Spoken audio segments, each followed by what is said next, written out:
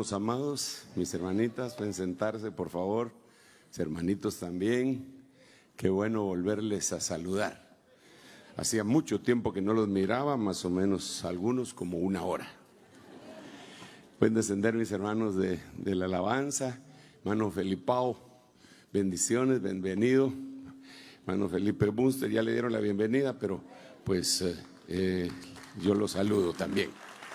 Y todos los que nos acompañan y que no los logro ver desde acá, para que no se vaya a sentir nadie, ¿verdad?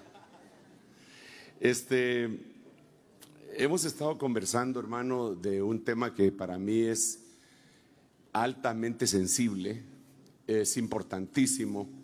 Nos tocó vivir a nosotros una época que fue profetizada por todos los profetas que nos antecedieron, pero incluso por el apóstol Pablo, que le dijo a su más dilecto discípulo: debes de tener cuidado porque los últimos tiempos vendrán, los tiempos van a ser peligrosos.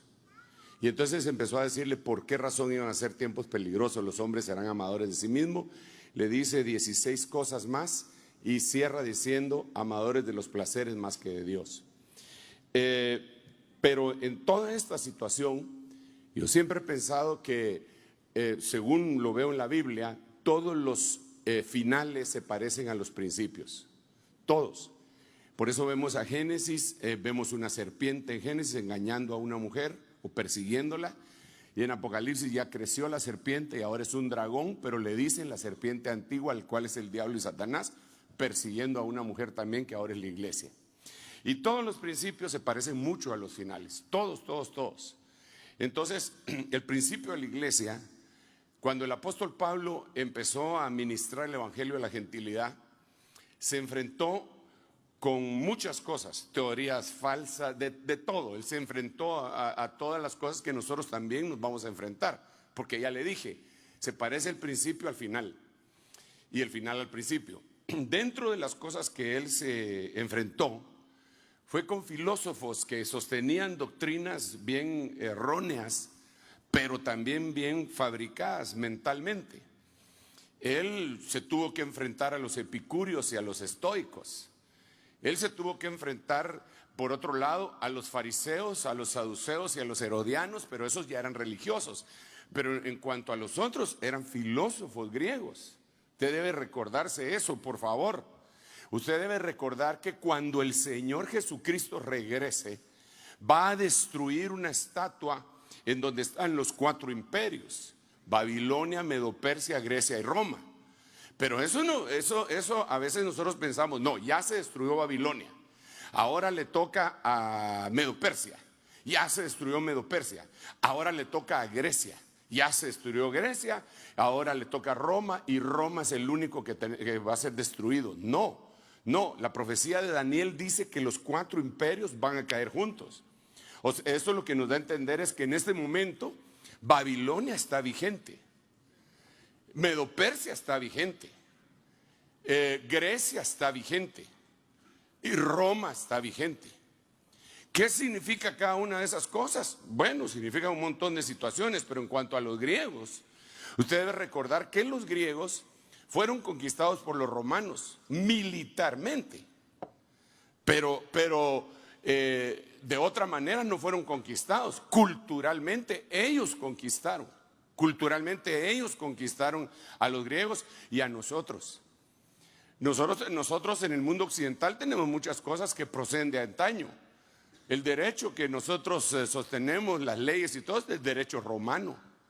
La filosofía que nosotros, no nosotros, sino que el mundo en el cual nosotros nos tocó vivir, es una filosofía que viene de los griegos, de Platón, Sócrates, Aristóteles, todos esos filósofos famosos.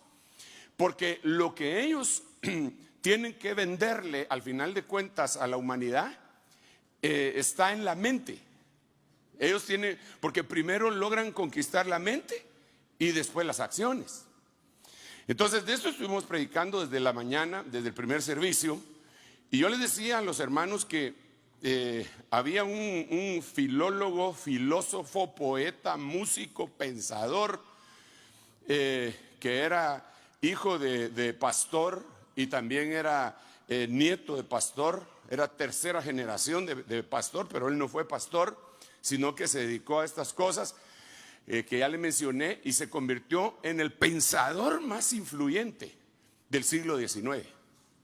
Este tipo, perdón que le diga tipo porque no es hermano, de la filosofía de él, se alimentaron los pensadores del siglo XX. Los grandes pensadores del siglo XX se alimentaron de los principios de Friedrich Nietzsche. Y este hombre fue considerado el padre del humanismo moderno y el padre del posmodernismo en cuanto a la filosofía y manera de pensar. Cosas todas estas que les enseñan a nuestros hijos en la universidad. Y bueno fuera si los principios fueran bíblicos. Pero él decía que los principios de la religión cristiana, así la llamaba él, eran principios vulgares, inmorales y decadentes, que estaban dirigidos específicamente para las mentes esclavas y para la gente débil. Y que por lo tanto él iba a proponer otro modelo de pensamiento. Y ese modelo de pensamiento alcanzó a todo el humanismo. Por eso que el humanismo se centra en el hombre. Ese es el centro del humanismo. Y el cristianismo nos centramos en Cristo. Y el centro es Dios, el centro es Cristo. Para nosotros todo es Dios, el Padre, el Hijo y el Espíritu Santo. Y claro, las consecuencias de creer de esa manera nos traen a nosotros un montón de bendiciones. Porque está escrito: buscad primeramente el reino de Dios, su justicia, y todas las demás cosas os serán añadidas. Pero entonces este hombre decía tantas cosas, hermano, tan impresionantes, que empezaron a permear la mente, no solo de aquellos estudiosos que iban a la universidad sin Espíritu Santo, desde luego, porque no eran nacidos de nuevo, sino que también de cristianos, que entonces empezaron a ver en el evangelio de una manera como no se debe de ver. Ay. De eso estuvimos hablando. Viera que no lo puedo repetir otra vez, pero sí puedo ampliar un poquitito más recogiendo algunas espigas. Le voy a poner un ejemplo. Ay, Señor, que me ayude el Padre y el Hijo y el Espíritu Santo, y que nadie se va a sentir ofendido, sino que todos.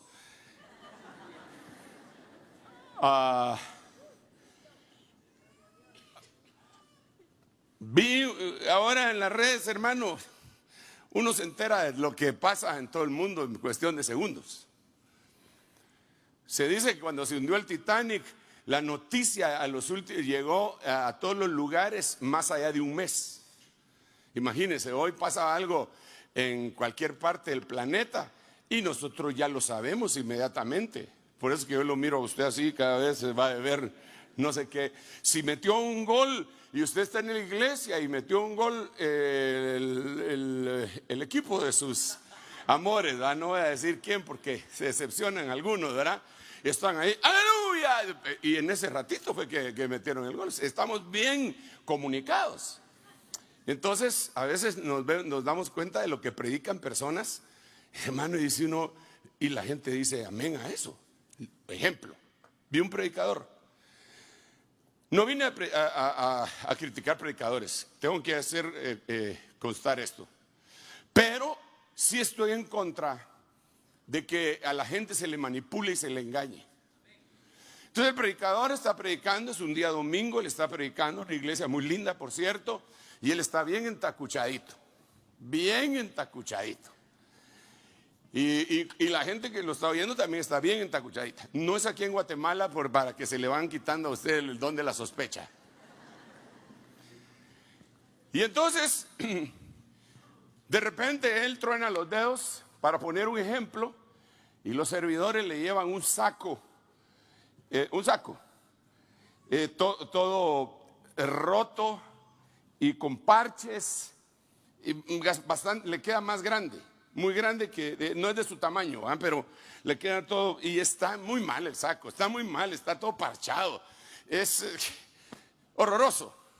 Así como los pantalones que hoy se ponen en los patojos, ¿verdad? Que no sé por qué son tan caros, hermano, y están todos rotos, ¿verdad? En mi tiempo le hacían rebaja a uno cuando se compraba un pantalón roto. Ahora más caros los ponen, hermano. Pero bueno, así cambia la sociedad, ¿va? Si quieren atraer espíritu de pobreza con eso, pues a saber que algo ha de tener. Pero ya dejemos de hablar mal, porque ya muchos empezaron a poner la mantilla, las hermanas así.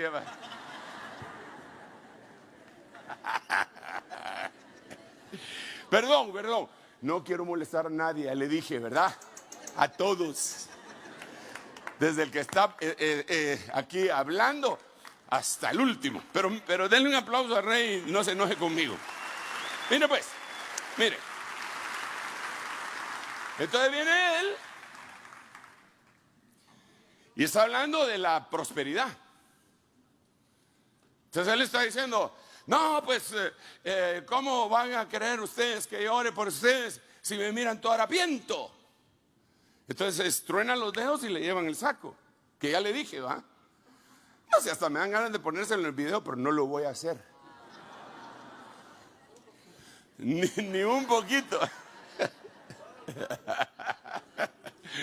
Y entonces, ya cuando le ponen el saco, él le dice a la gente: ¿quién de ustedes quiere que yo ore por prosperidad para ustedes?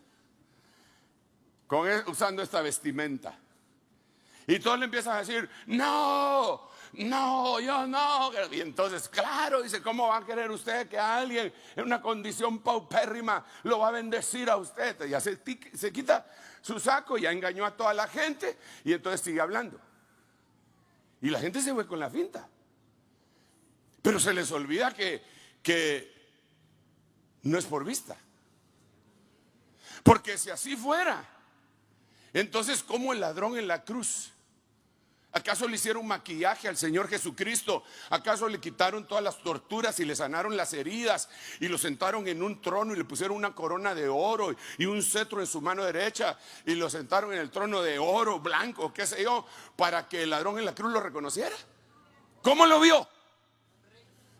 ¿Cómo lo vio? Lo vio muy, hermano, para empezar, no lo vio como nos ha vendido la religión, que le pusieron un pañal al Señor.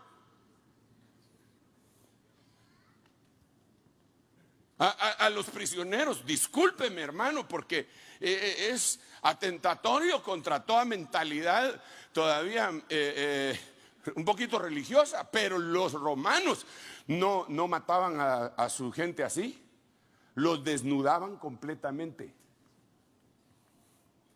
Así que Jesús no tenía un pañal en la cruz. Qué pena me da decirlo, hermano, es mi Señor. Pero estaba completamente desnudo. Quizás si lo cubría algo, era la costra de la sangre. Lo habían golpeado, lo habían torturado, le habían arrancado la barba, le habían pegado con una vara, le habían clavado una corona de espinas, el área en donde hay más terminaciones nerviosas porque tiene mucho cabello, doloroso. Si la Biblia decía una profecía, lo veremos más sin hermosura. Entonces, según la filosofía de ese predicador, nadie debería creer en ese Cristo. Nadie. Sin embargo, el apóstol Pablo decía: nosotros predicamos a Cristo. Y oiga bien, y a este crucificado. Locura para los judíos y para los griegos, pero para nosotros, poder de Dios. Esto es totalmente distinto. Denle un aplauso al Rey bendito. Entonces, yo le insisto y le dije a los jóvenes en la mañana, le digo: todos aquellos que que estén en la universidad, que van a ir a la universidad, que los están obligando a llevar clases de filosofía y les están tratando de lavar el coco para que no piensen en un evangelio de débiles, sino que piensen que ustedes lo pueden todo, pero no en Cristo. Claro que la Biblia dice: todo lo puedo en Cristo que me fortalece. Pero no se trata de que lo vas a lograr todo si crees en ti mismo. Así no es, así no es. Tú podrás creer lo que quieras de ti mismo, pero no vas a poder llegar si no crees en Dios, porque nuestra fortaleza proviene de Él, no proviene de nosotros mismos. Ese es el Evangelio, no es otro. Denle un aplauso al Rey bendito. Pero entonces ahora se lo quiero comprobar. Entonces, bueno, yo me quedé con este tema. Ya le había puesto un montón de versículos acá. El evangelio de los débiles. Es decir, que entonces viene Dios y empieza a escoger débiles. Pero los escoge débiles para hacerlos fuertes. Pero la debilidad de ellos va a ser el caldo de cultivo en donde su poder se va a perfeccionar. Porque mientras uno se siente débil, clama a Dios. Cuando uno ya se siente fuerte, dice la Biblia, hablando del rey Usías, mas cuando se hizo fuerte, se enalteció su corazón y fue para su ruina.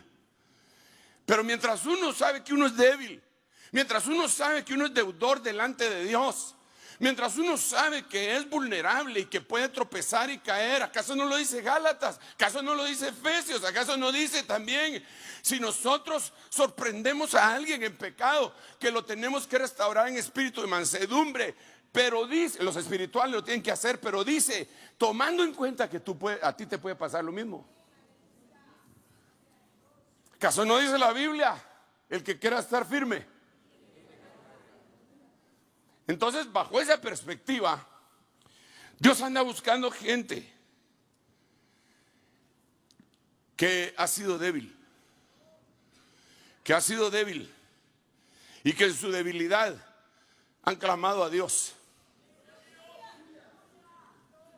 Dice la Biblia en el Salmo 107, pone una serie de personas que se fueron a la quiebra espiritual, física y de todo tipo, moral. Y dice, y en su angustia clamaron a Jehová y Él los oyó y los rescató. Y hay por lo menos 5 grupos de personas. Los que se los llevó más el río fueron los que bajaron a los abismos, que iban en el mar, en las naves. Y dice que se hundieron las naves y ellos fueron hasta el abismo y en su angustia clamaron a Jehová y Él los oyó. Entonces, lo que quiero decirte es que la prueba que ha venido sobre tu vida es normal. A ver, es normal. El desierto es normal. No os sorprendáis como que si una cosa extraña os estuviera aconteciendo, dice uno de los apóstoles en una de sus epístolas, que son las esposas de los apóstoles, las epístolas, ¿verdad? Sabiendo que por todo el mundo todos los hermanos están siendo probados, pero esa es su debilidad, y entonces Dios los quiere hacer fuertes.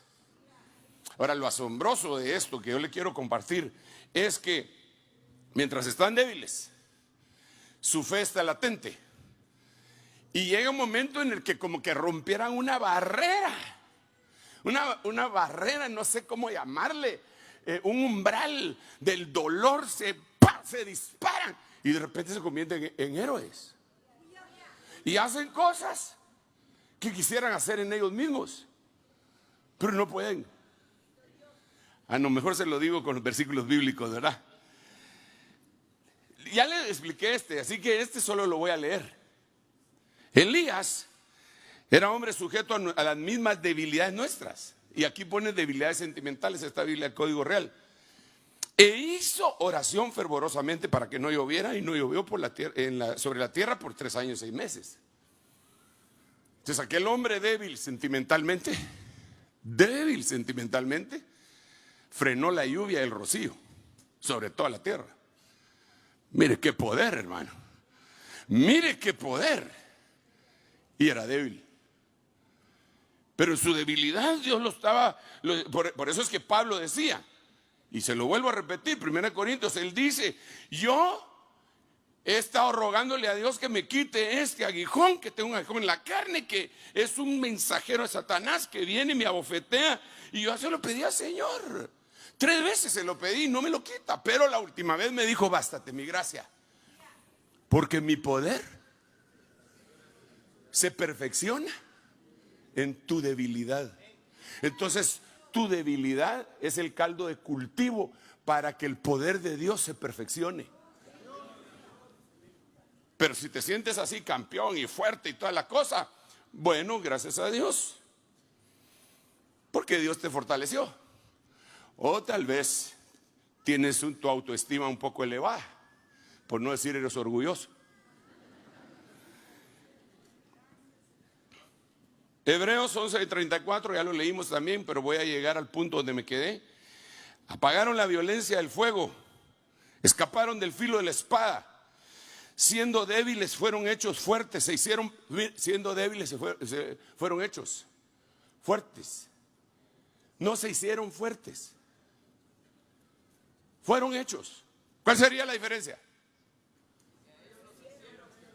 Que a ellos los hicieron, no se hicieron ellos. Esto es más o menos como cuando comparamos a Abraham, el padre de la fe, con Nimrod. Nimrod dijo: hagámonos un nombre, por si fuéramos esparcidos en toda la tierra. Abraham no. Abraham le dijo: te engrandeceré tu nombre. La diferencia es que Nimrod quería engrandecer su nombre. Abraham esperó que Dios le engrandeciera su nombre. No trates de engrandecerte a ti mismo. No, no, no y no. Alábete el extraño y no tu propia boca. Deja que sea el Señor el que en medio de tu debilidad te engrandezca y te haga fuerte. Estos fueron hechos fuertes en medio de su debilidad. En medio de su debilidad. Bueno, dije que solo iba a leer, pero es que me emociona. La mera verdad que me emociona.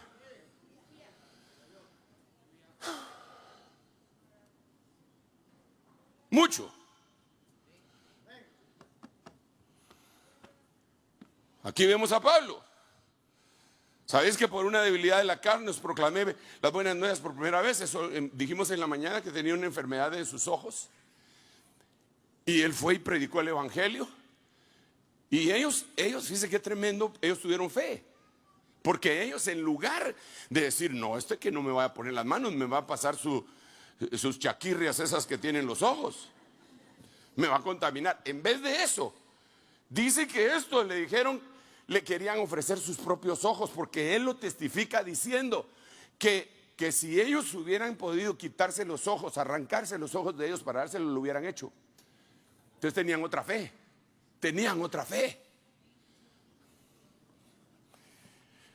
Bueno, hasta aquí me quedé en la mañana. Diga conmigo: yo soy un río. Ay, Dios mío. O sea que aquí estamos en Entre Ríos, ¿ah? Entre Ríos, que allá por llegar allá a Bananera. Bueno, ok. Yo soy un río, definitivamente usted también. Ahora déjeme leerle esto. Se lo voy a leer, pero espéreme. Hay un hombre que lo mencionamos, creo que lo mencionamos el viernes, que es valiente, es poderoso, es un general de mucho éxito, tiene mucho dinero. El rey, a pesar de la enfermedad que este hombre tiene, se apoya en su brazo. No le da pena contaminarse de la lepra de Naamán. Dice que qué tremendo era ese Naamán, que el rey todavía se apoyaba siendo leproso el otro.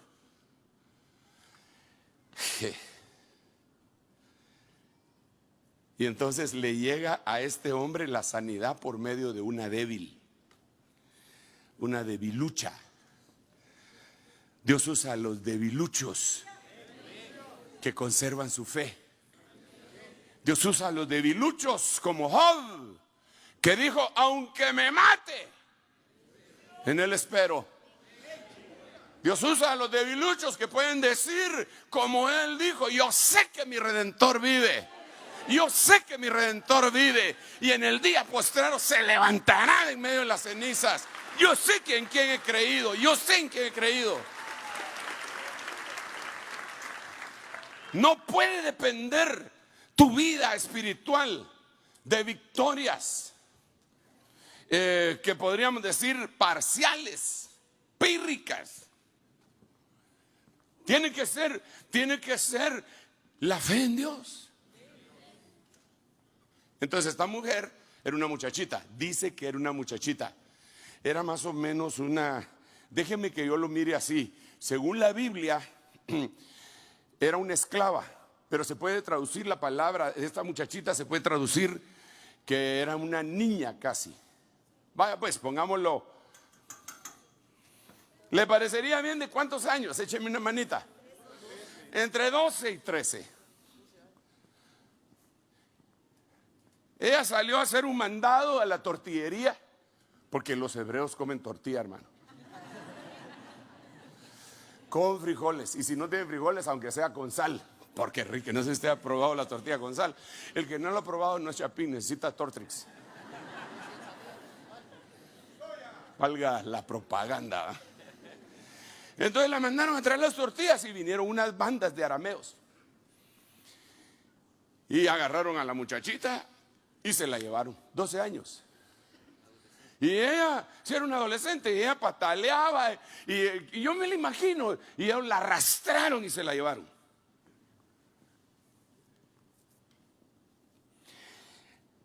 Como la vieron tan aguerrida, dijeron, esta puede servir en la casa de un personaje de alta alcurnia, de los potros más salvajes salen los más bellos corceles.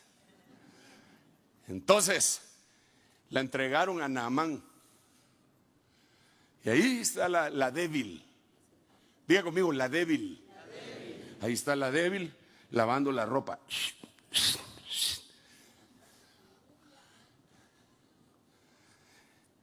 Y no en lavadora, porque era bien ecológica. Y empezó a ver que había piel en la ropa. Se le pegaba a la seda la piel. Empezó a ver costras, empezó a ver sangre, empezó a ver carne. Un día le salió un dedo. Esa ya es salsa. Y entonces preguntó, ¿y esto por qué? Entonces la señora de la casa le dijo, tenés firmado conmigo un contrato de confidencialidad. Esto no lo puedes repetir a nadie. Te matamos si lo decís, te cuesta la vida.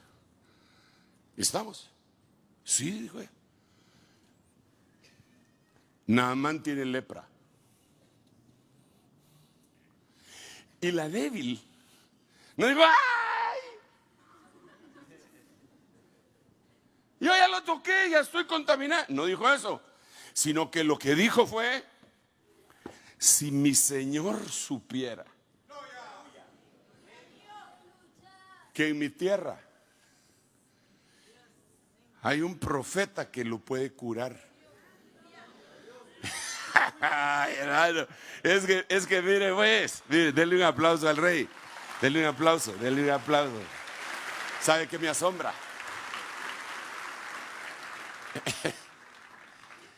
Naamán estaba necesitado, tenía lepra, incurable. ¿Se cree que no había llevado hechiceros, brujos, médicos y de todo para que lo curaran? No habían podido hacer nada.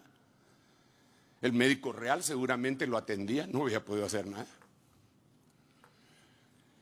Y ahora una muchachita le dice que hay un cliente ahí en su tierra que lo puede sanar.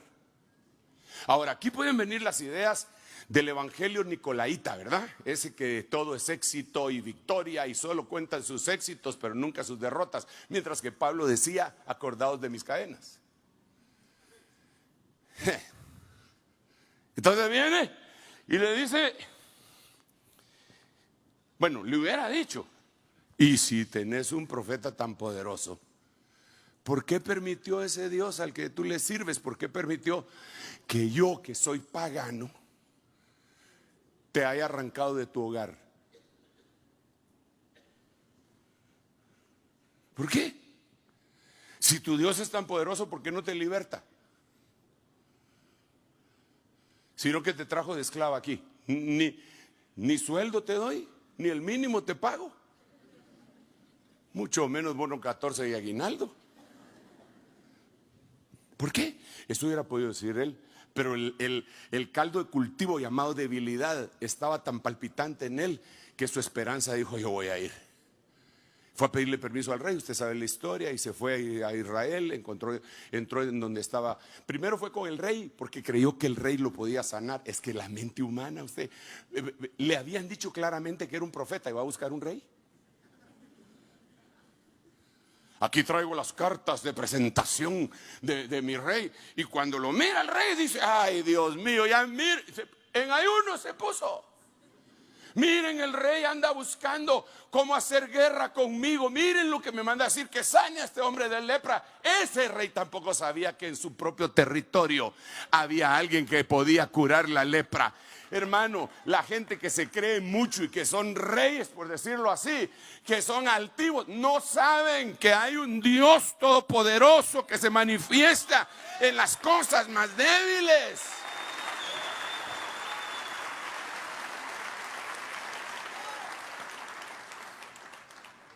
¿Dónde está eso? Creo que en Segunda de Reyes, ¿verdad? Vamos. Mire. Gracias.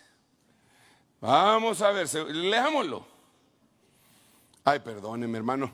Naamán, capitán del ejército del rey de Aram, era un gran hombre delante de su señor y tenido en alta estima, porque por medio de él el Señor había dado victoria a Aram.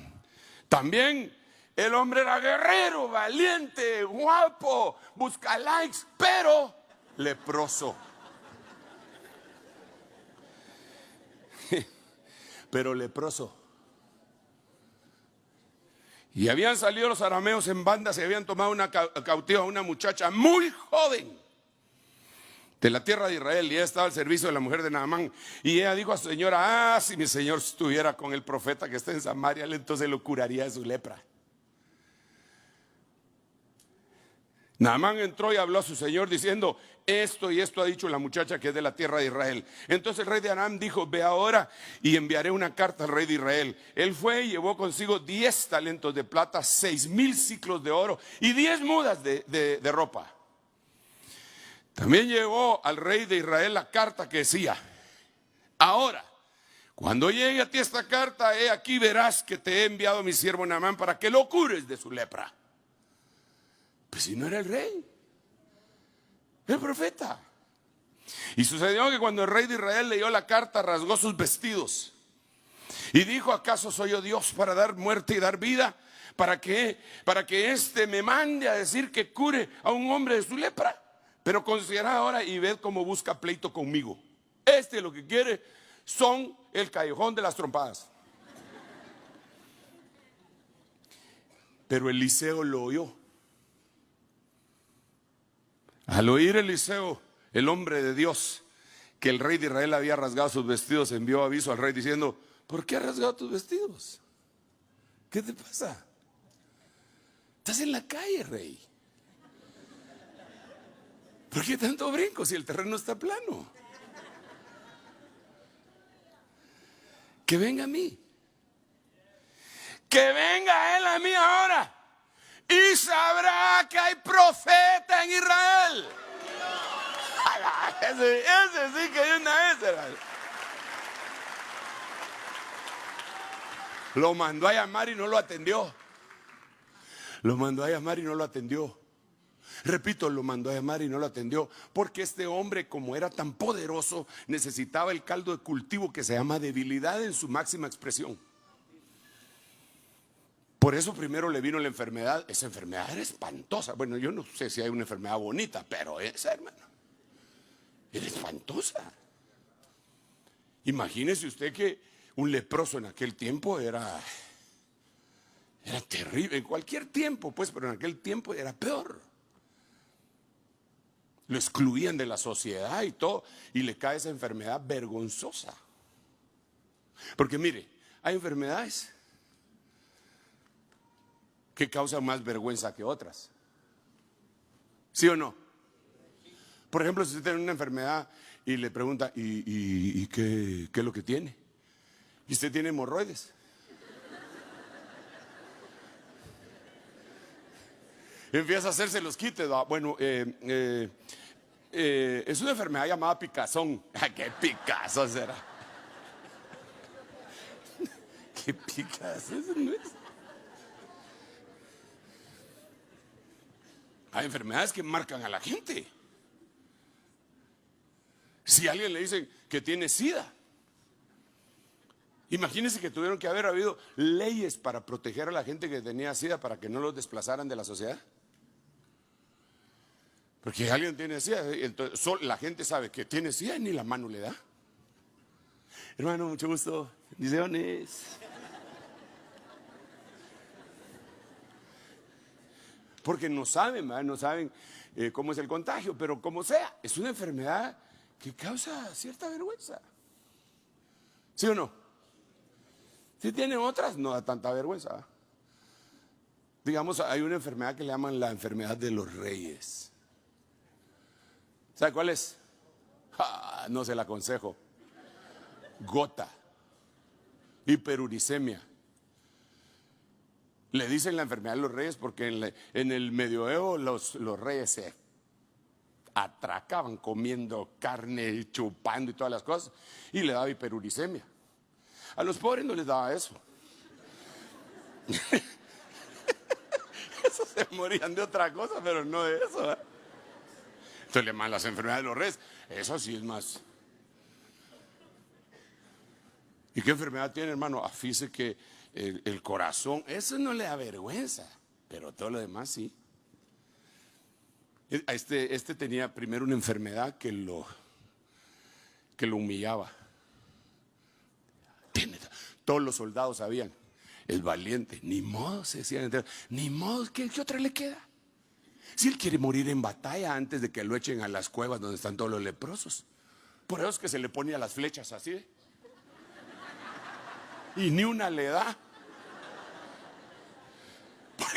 Porque hermano, al que no le toca, aunque se ponga.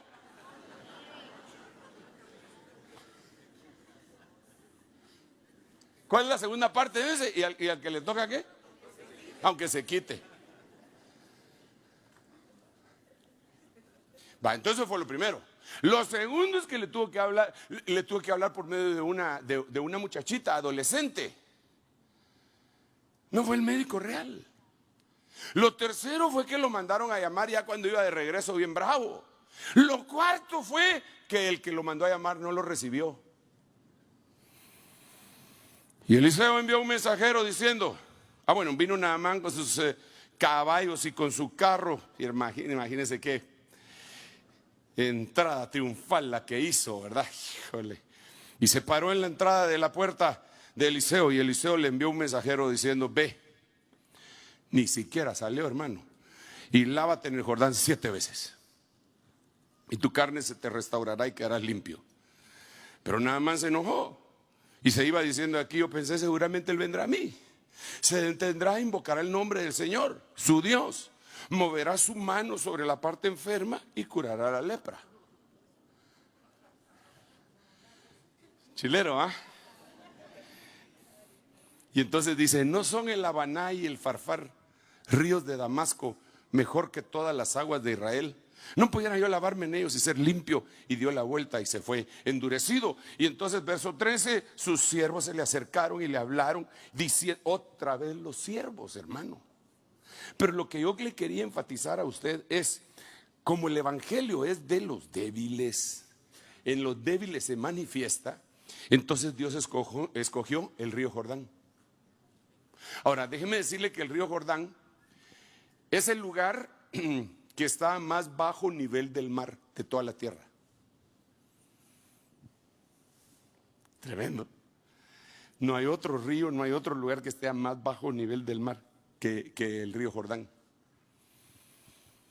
Y río Jordán quiere decir el que desciende. Y además de eso era el desagüe de todos los pueblos que están alrededor del mar de Galilea. Y entonces ahí se iba bueno.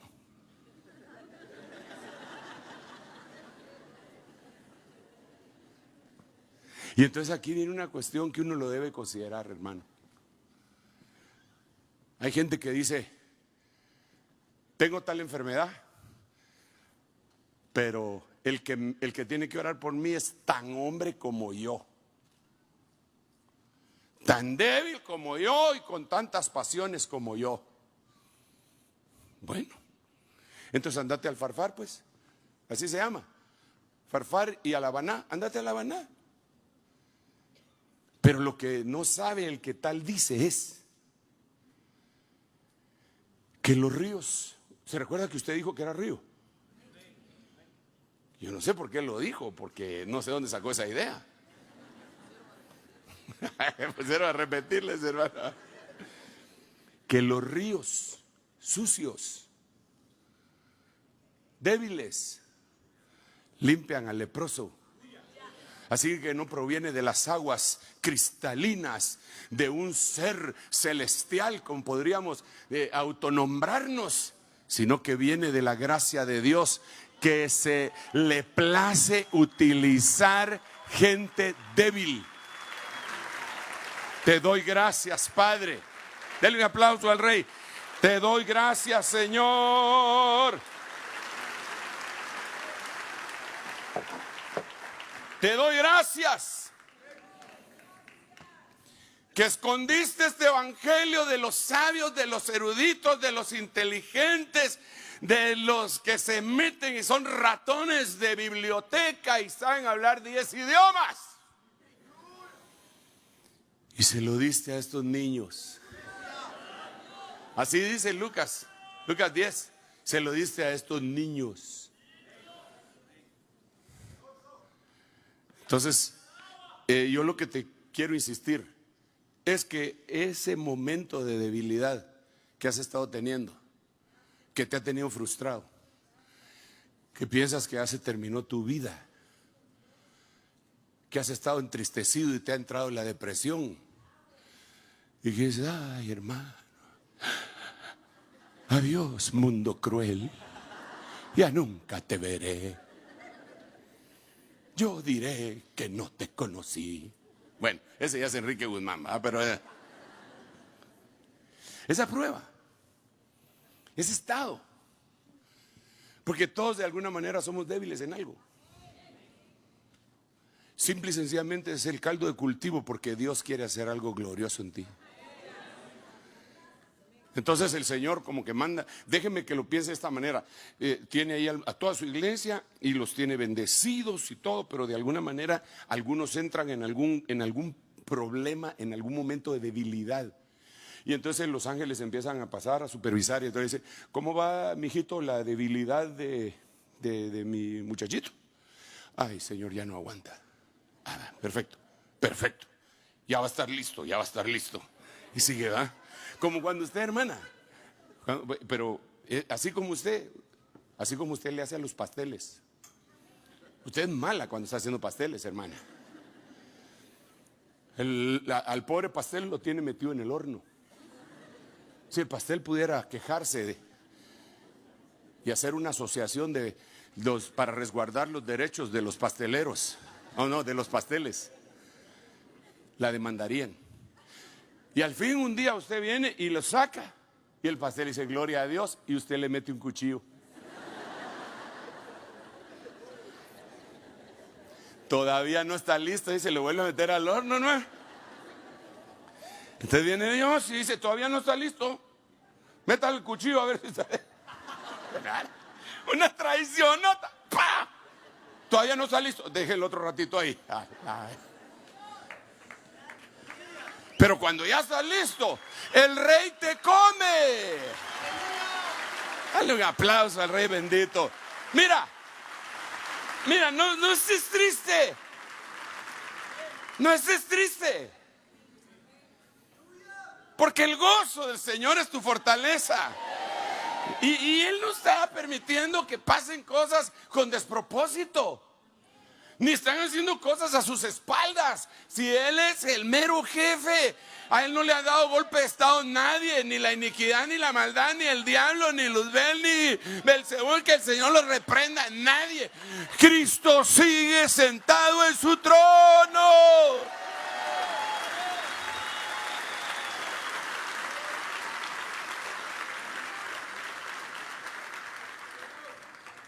No estés triste. Dile al que tienes a la par, no estés triste, hermano. Ya va a pasar. Shuna shushuna.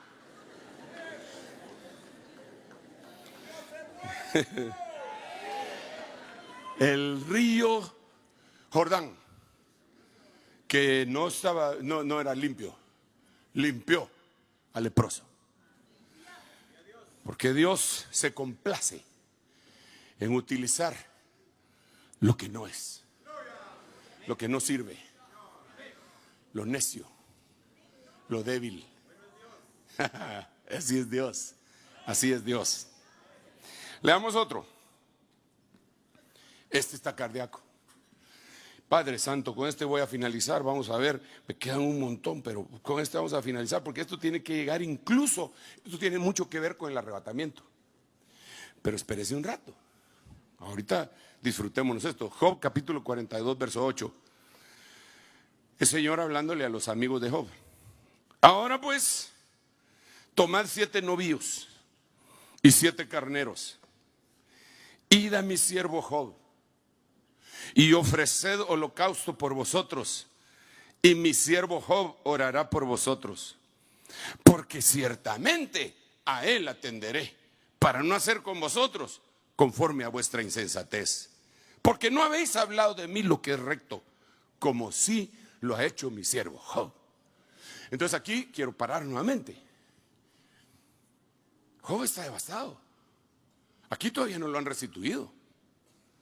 Job está destruido completamente. Los primeros capítulos de este libro se nota que lo hicieron pedazos. Le robaron todo lo que tenía. Él tenía mucha riqueza. Toda se la robaron. Toda. Y no bastó eso. Le mataron a todos sus hijos. Es que mire, solo que le roben a alguien ya es doloroso. Solo que le roben a alguien, pero le dejan bastantes cosas, solo eso ya es doloroso. ¿O no? ¿A cuántos de ustedes le han robado alguna cosa alguna vez? Le gustó mucho, ¿verdad que sí? Espantoso, hermano. Yo le conté que en 1982, ya 1982, ¿cuántos años hace usted? Saber, ¿va? Usted no había nacido, pero de nuevo. 37. Estrenando mi carrito, yo trabajaba en la industria farmacéutica en ese tiempo, hermano. Me habían dado un préstamo para comprar un carro. Yo, BMW 315, modelo 82, nuevito, 0 millas, don Francisco. Y le gustaron a los ladrones mi carrito. Me persiguieron, hermano, y me lo quitaron. Hermano, mire, tuve que ser ministrado, perdonar, olvidar. Pasaron años, hermano, yo, una barbaridad. Y a veces me venían pensamientos, ¿cómo no metí retroceso cuando el cuate ya cristiano, predicador? Claro que a usted no le pasan esos pensamientos por su mente, hermano. Híjole, hermano. Pero bendito Dios, el seguro me pagó, seguí trabajando, pero a Job le quitaron todo. Es que no le quedó nada. Y no fue un carrito, toda su fortuna. Y al ratito llega otro y le dice, todos tus hijos estaban en la casa del hijo mayor, tus hijos y tus hijas, y de repente vino un viento recio y le cayó encima y se murieron. Solo yo escapé para contarte. Solo el que va a las buenas noticias. Y entonces pierde eso también. Y no se queda ahí. Pierde la salud. Porque hasta ese momento él estaba sano. Y le entra una sarna espantosa que dice que se tenía que rascar con una teja. Imagínense cómo estaría la piel de ese hombre. Y nada, que comprar algo para que ya no tenía sus ventiladores, ¿verdad? Ni los esclavos que le hacían. No, y encima de eso la señora, que pura lata, hermano, le dice, maldice a Dios y muérete. Le quisieron quitar también la fe en Dios.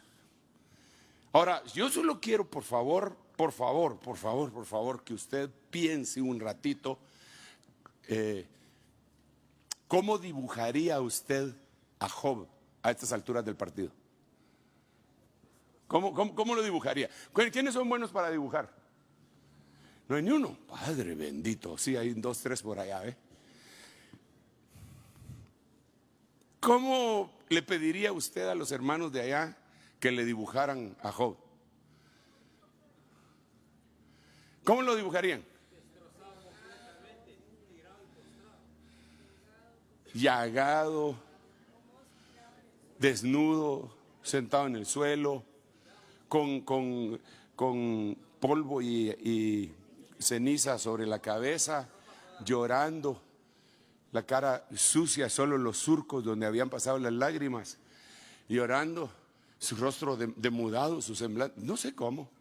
Y ahora viene el Señor y le dice a los amigos de Job: hey, parece que se terminó el tiempo, espérenme un rato. Sí, se terminó. Entonces viene el Señor y le dice a los amigos de Job, que no estaban así: miren, vayan, quiero que mi siervo ore por ustedes y entonces los voy a sanar. ¿Qué pensarían los amigos de Job? Pero Señor, y si se nos pasa la maldad que él te tiene, porque ya le dijimos que es malo. Lo que le dijimos a este es que se aparte, que saque el pecado de su tienda. Y entonces, porque ya le dijimos que la maldición no viene sin causa. Ya le dijimos, híjole, le dijimos todos los versículos subrayados de cosas malas que teníamos en nuestra Biblia. Y así se nos va a pasar todo lo de él, como le pasó también al Giesi con Naamán, que se le pegó la lepra. Pero Dios usó a un devastado para sanar a los amigos. ¿No será que Dios tu debilidad la quiere utilizar para que te dejes de estar quejando de ti y de tu situación y vayas a buscar gente que está más necesitada que tú? Porque, hermano, discúlpame, por lo menos yo miro que tú estás aquí. O no sé si viniste en holograma. Pero si yo veo que tú estás aquí, aunque estés rogándole a Dios, ay, que termine ya el pastor porque me duele la rabadía, aunque estés así, aunque estás aquí. Y hay gente que no pudo venir, porque unos están en la cárcel y otros están en un hospital.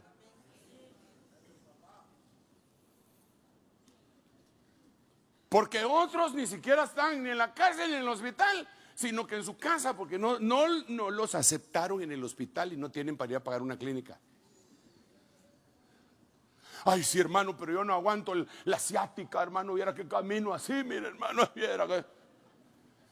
Entonces, ¿no será que Dios quiere utilizar tu debilidad y que se manifieste el poder de Dios?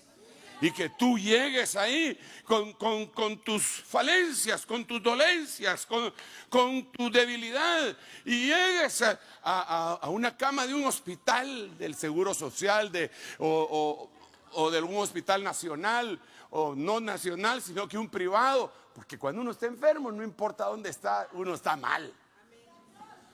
Y llegas y puede decir: ¿me permite orar por usted?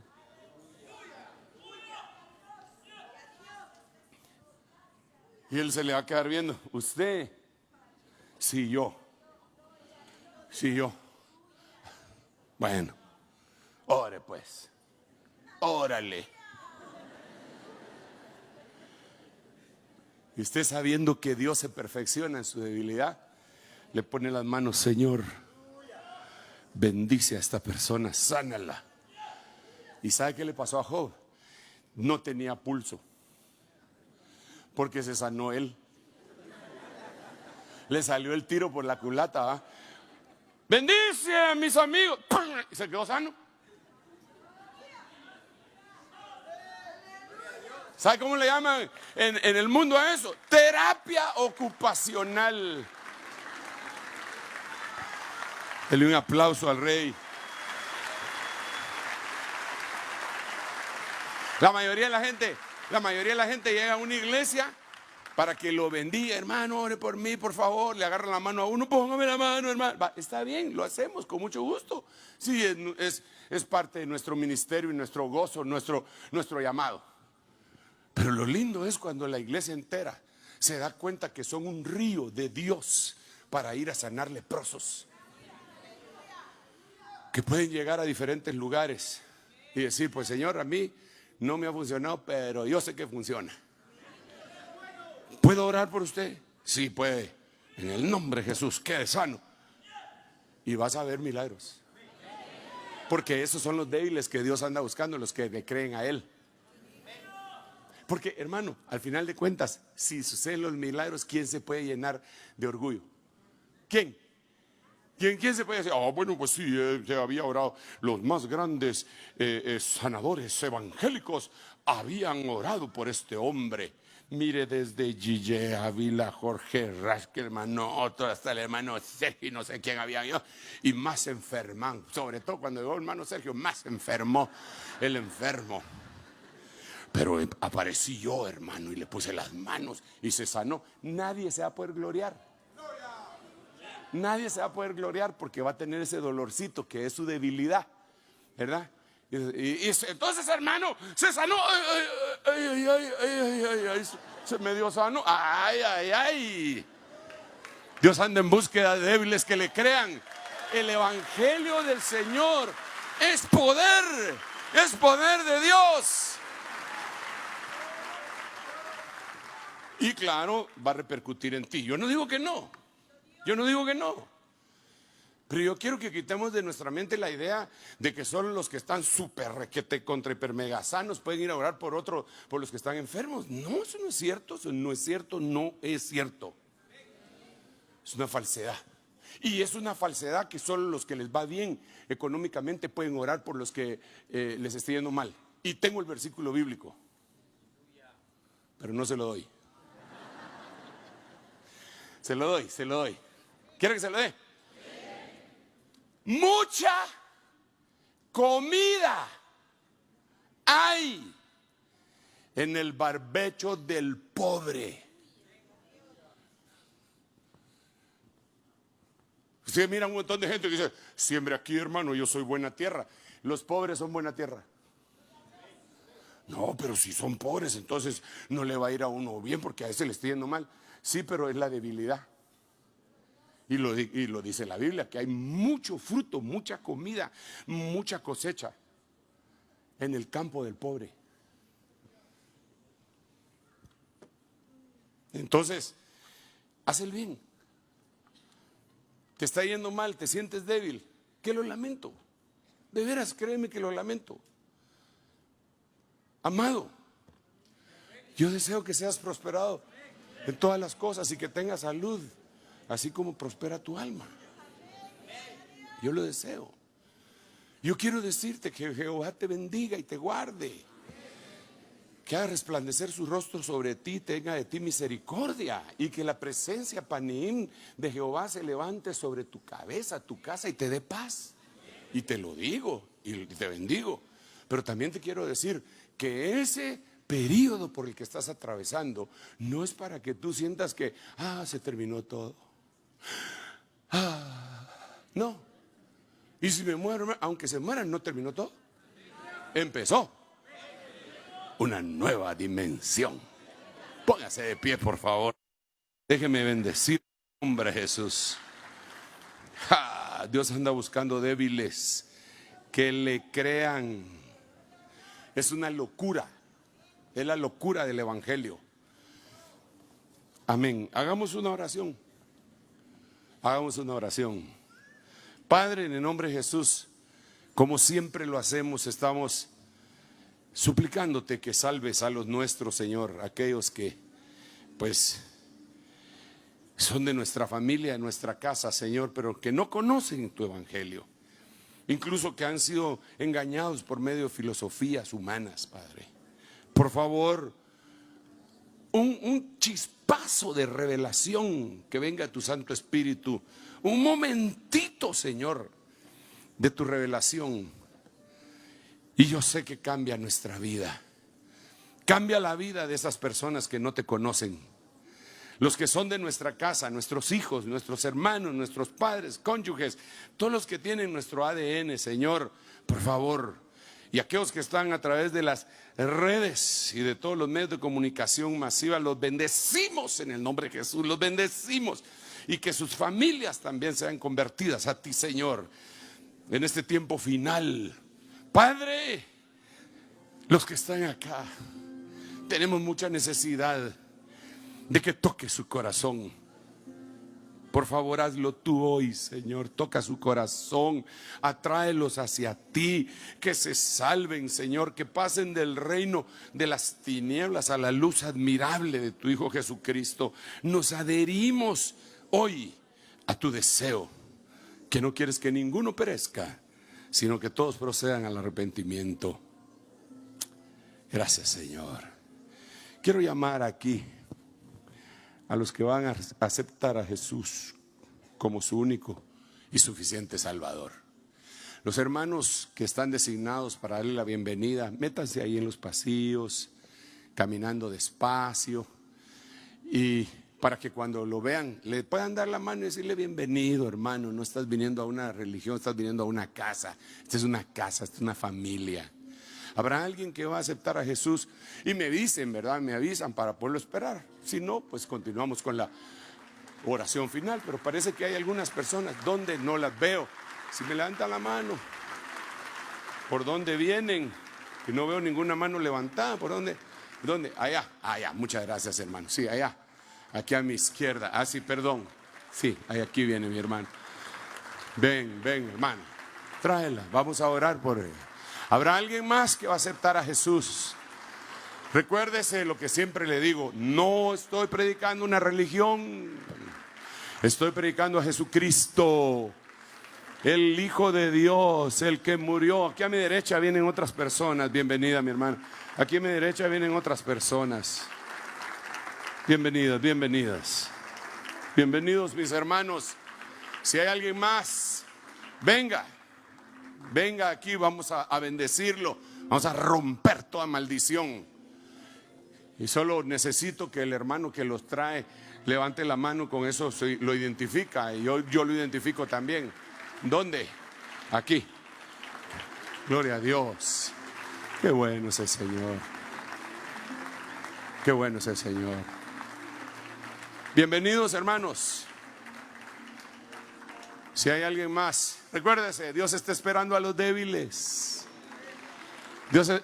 El Señor no vino por los santos ni por los sanos, vino por los pecadores y los enfermos. Así dice la Biblia. Aquí enfrente de mí viene una persona más, y aquí a mi izquierda viene otra persona. Gloria a Dios. Gloria a Dios. Si hay alguien más todavía, lo esperamos. Un momentito, déjeme ver, antes de que empecemos a bendecirlos entre todos. Bueno, la invitación queda abierta. Le ruego que usted me ayude, extienda sus manos hacia acá y empiece a sacar bendiciones desde lo más profundo de sus entrañas. Recuerde que para que una bendición sea que pegue, tiene que pasar primero por usted. Por eso, bendiciendo te bendeciré. Padre, en el nombre de Jesús, gracias por estas personas que han decidido abrir su mente, su corazón, sabiéndose débiles. Han venido a ti, Señor, para que tú realices un milagro. Y el primero de esos milagros se llama la salvación, nuevo nacimiento. Entra en su espíritu, Señor, que hasta ahora había estado muerto, y vivifícalo, resucítalo con la presencia de tu Santo Espíritu. Señor, escribe sus nombres en el libro de la vida del Cordero que fue inmolado. Haz tú la obra, por favor, Señor. Bendícelos abundantemente. Nosotros rompemos toda maldición ancestral. Rompemos toda maldición ancestral. Rompemos toda maldición y declaramos que sobre su vida empieza la evolución de una vida victoriosa en Cristo Jesús, marcada por el poder del Evangelio. Señor, yo te ruego por todo este pueblo, bendícelos abundantemente y permite que los periodos de debilidad por los cuales han estado atravesando se terminen con una grandísima victoria. que ellos puedan testificar ante muchas personas las grandes obras que tú has hecho en sus vidas, y que puedan ser instrumentos en tus manos, que puedan ser instrumentos en tus manos, Señor, en el nombre de Jesús. Hazlo tú, Señor, hazlo. Nosotros nos encargaremos de darte a ti toda la gloria, toda la honra, toda la alabanza.